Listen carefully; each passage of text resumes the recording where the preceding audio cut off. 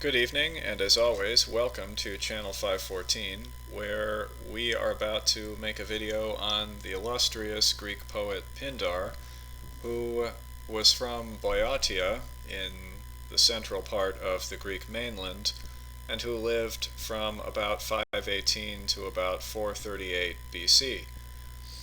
So, by that account, he would have lived the earlier part of his life in what we refer to as the Archaic period, and he would have been a mature man and finally an old man in the early and middle parts of the Classical period. So, what is Pindar famous for? Well, as I mentioned in a video I made last night as a preview for this one and some other videos that I'm planning on making in the not too distant future, Pindar is, well, sort of a natural choice for a poet to discuss after having already discussed Homer and Hesiod, because he deals in some of the same things in some of the great myth cycles of Greek lore, and also because he communicates a lot of the important values of Greek society. And in particular, Pindar is known for what are known as Epinician or Epinician odes. That word Epinician meaning upon a victory. So, Nike, of course, is victory. Epi means upon something. So, it has other meanings as a preposition also, but that's the one that is intended here. So,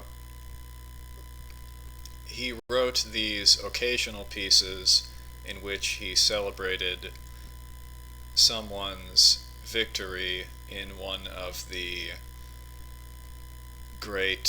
one of the events at the Panhellenic Games. And of course, the Panhellenic Games were four regular series of games, of athletic competitions that were held at what were known as Panhellenic shrines in Greece. So places in Greece that were considered shrines and sanctuary cities for all the Greeks rather than for only one kinship group or one city-state, etc. So these four shrines, of course, were Olympia, Nemea, Isthmia in the Isthmus of Corinth, and Delphi. So there were four series of Panhellenic games, one at each of these four shrines.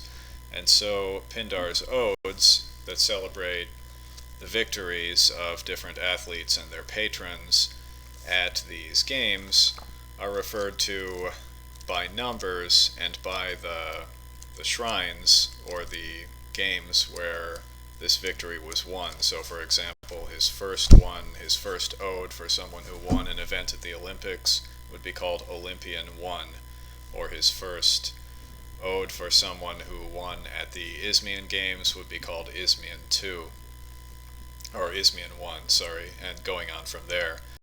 So, Pindar is also remembered for the fineness and the richness and, by some accounts, the compression or the tightness of his poetic style. And I'm not going to talk about that too much, but suffice to say that his poetic style was both considered very refined and very developed as the fruit, really, of a long period of development in the history of his art form. And it was also criticized by some over time for not always living up to the high standard that it set for itself. So there's that, really, the stylistic side of Pindar, but we're not going to get into that very much. I would have to really prepare a good deal more to be able to make any worthwhile sort of presentation on that. So another thing that Pindar is especially known for and celebrated for is his expressive voice as a champion or as a luminary of the archaic and classical aristocracy. So the great noble families and the great aristocratic institutions of Greece, of archaic and classical Greece, of which the Panhellenic Games, of course, were a major part. These are the sorts of things that he celebrates and that he sort of embodies, both in fact and in our idea of him and our idea of his legacy. So he's considered the last great apologist and champion and voice of the Greek aristocracy. So I could go on in that vein, but I think I have found some passages about him in a couple of books that I think I'd like to share, short passages, but eloquent ones that I think put things very nicely, and so I'm going to share these. And one of these series of passages is from The Greek Way, from the chapter on Pindar in The Greek Way by Edith Hamilton. This, of course, is a classic work published in 1930 and reprinted in 42 and 63 by Edith Hamilton, the prominent scholar of mythology and ancient history and ancient literature, who of course wrote the famous book called Edith Hamilton's Mythology, which is still one of those great books on classical mythology that a lot of people read, and I myself read it growing up many times. So later on, I read her works, The Greek Way and The Roman Way. I also have a work of hers on the Bible called The Prophets of Israel. It's on the prophetic books of the Bible, so I'm not as much of a fan of that one as I am of The Greek Way and The Roman Way, but let's get right to what she has to say about Pindar, and this is in chapter 5, which is called, fittingly, Pindar, the Last Greek Aristocrat. So I marked the passages that I want to share in here. So she says, quote, this is on page 74 in this printing, "He was an aristocrat by race and by conviction, born in the late 6th century when aristocracy in Greece was nearing its end. The first democracy in the world was coming to birth in Athens. Pindar was the figure upon which much romantic pity and sympathy have been expended, the champion of a dying cause." She goes on in that vein at some length, and she has a lot of very nice little sentences in there, but I'm going to go on to later in the chapter on page 78. Here she's talking about the games themselves. So she says, "Nothing light was at stake. A victory meant the glory of a lifetime. The soul-stirring excitement, together with the extreme beauty of the spectacle, would seem to give a theme fitted to the heart's desire of a poet, but Pindar dismisses all of it. He hardly alludes to the contest. He describes nothing that happened. A good case could be made out for his never having been present at a game. He sings praises to a victor, and he disdains to mention a detail of the victory. His attention is fixed upon the young hero, not upon his achievement. He sees him as the noble representative of the noble, showing in himself the true ideal for humanity. He sees him as a religious figure, bringing to the God in whose honor the game was held the homage of a victory won by the utmost effort of body and spirit. What did this or that outside event matter? The way a horse ran, or a man, or the way they looked, or the way they struggled? Pindar was glorifying one who had upheld the traditions of the great past upon which all the hope of the world depended. In all his odes there is a story of some hero of old, told with solemnity. The hero of the present, the victor, is pointed back to what men in other ages did, and so shown what men in future ages could do. Pindar gives him a model upon which to form himself and make himself fit to join the august company of the noble dead.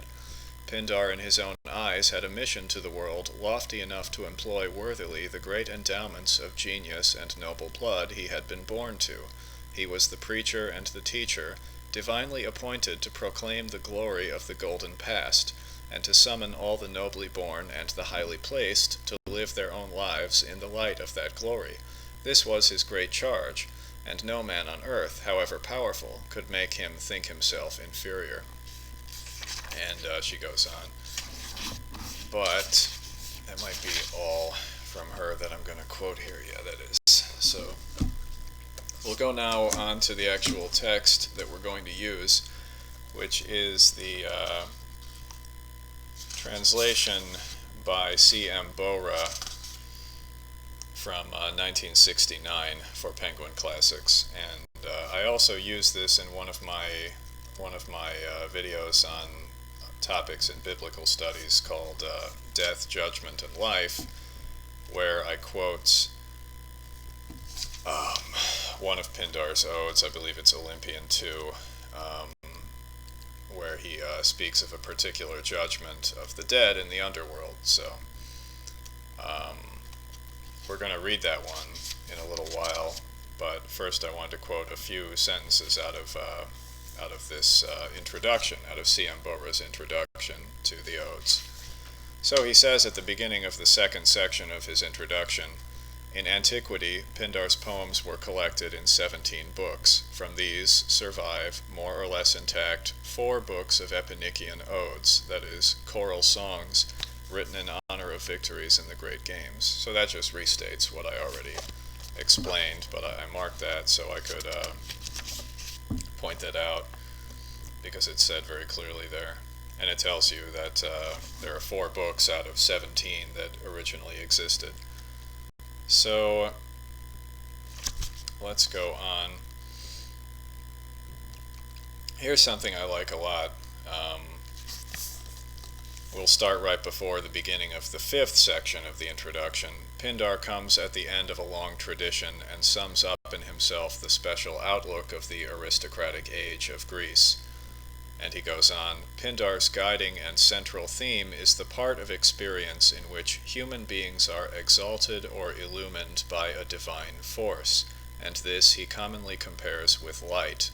At such times the consciousness is marvelously enhanced, and a man's whole being has a new spaciousness and confidence.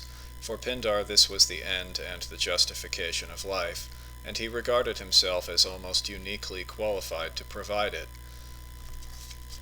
And a little later, he says, "For much of their time, men lead a shadowy and unsubstantial existence, but when the gods send a divine brightness, all is well with them.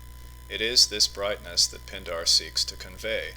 Even in his myths, where there are many vivid and stirring moments, there is very little pathos, still less tragic tension. What Pindar catches is the joy beyond ordinary emotions as it transcends and transforms them. It can be found in athletic success, convivial relaxation, song and music, friendship and love, in many natural sights and sounds, in prayer and hymns. He is a religious poet. He knows that everything worth having comes from the gods, that they are everywhere, that in any analysis men are as nothing compared with them. But just for this reason the poet's task is to catch and keep the fleeting divine moment, and to reveal to men what really matters in their busy, bustling lives."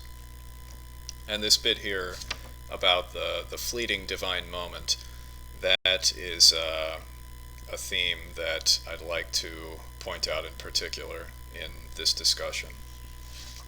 So that's it.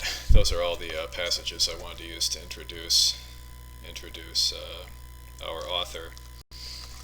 So now let's read Let's read 2 of the odes. They're not very long, so we'll just read 2 of them, and that'll be enough. Olympian 2. This is the one I mentioned earlier.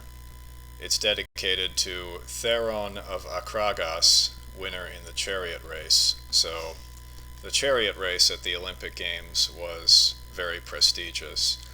Um, it was very flashy and very celebrated, and powerful men, including the tyrants who ruled the city-states of Sicily, would often spend a lot and go to a lot of trouble to sponsor a chariot with a good team of horses and do their utmost to see to it that that chariot won. So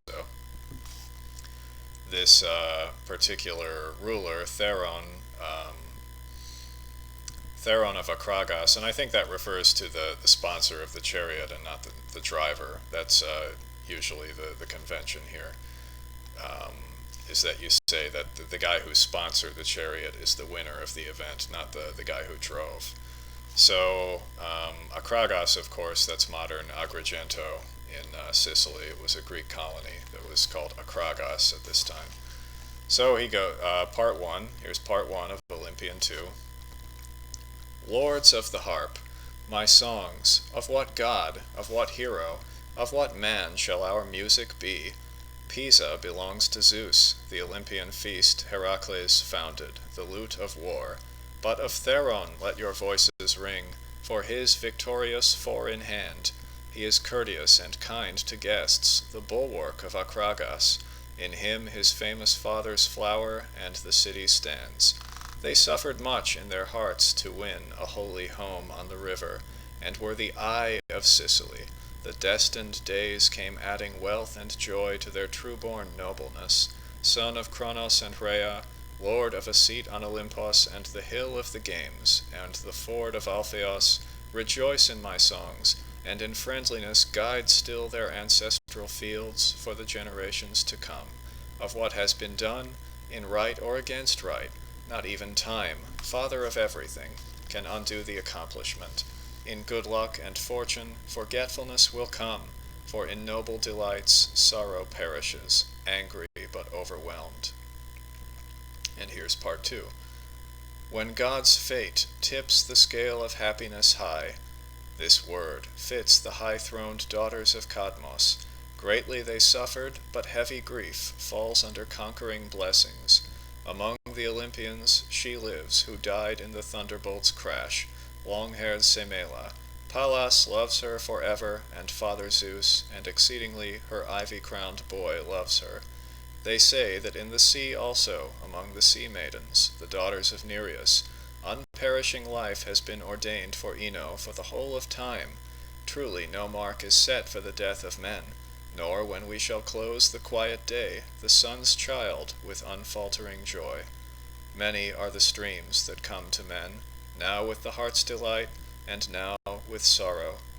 So fate, who holds for them the friendly fortune that their fathers had, with heaven-born joy brings grief itself to turn about with time, ever since his doomed son encountered Laios and killed him, fulfilling the oracle spoken in Pytho long before.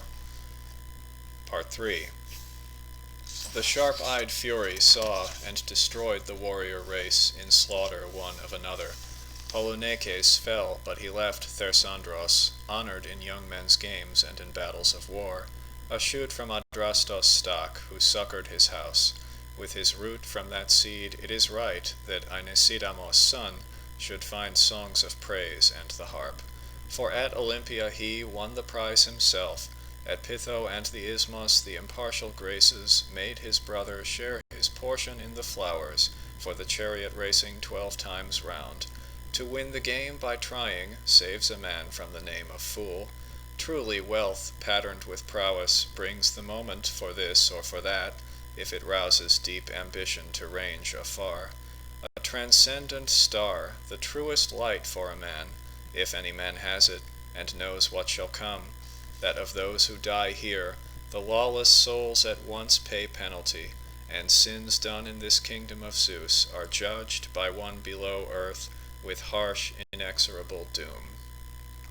But in nights, like ours, forever, with a like sun in their days, the good win a life without labor, nor brace their hands to trouble earth or the sea's water for an empty livelihood. Beside the most honored of gods, Those who delighted to keep their word pass unweeping days. The others support a burden not to be looked upon. All who have endured 3 times in a sojourn in either world to keep their souls utterly clean of wrong, go by God's road to the tower of Kronos, where the airs, daughters of ocean, blow round the island of the blessed, and the flowers are of gold, some on land flaming from bright trees, others the water feeds. They bind their hands with them and make garlands. In the straight rule of Rhadamanthus, whom the Great Father keeps at his side in council, the husband of Rhea on her all-highest throne. Peleus and Cadmos are in that number. Achilles too was brought by his mother, when she moved the heart of Zeus with prayers. He overthrew Hector, Troy's unconquerable, unshaken pillar, and Kyknos he gave to death, and the dawn's Ethiopian sun. In the quiver under my elbow are many swift arrows that speak to the wise, but for the crowd they need interpreters. He knows, whose blood tells him much. Mere learners babble, the pair of them, and like crows chatter vainly against God's holy bird. Now keep the bow on the mark. Come, my heart, at whom do we aim, and shoot from a gentle heart our shafts of glory? At Akragas I draw, and I shall speak my words on oath with an honest mind. In 100 years this city has borne no man more lavish in heart to his friends, more open of hand, than Theron.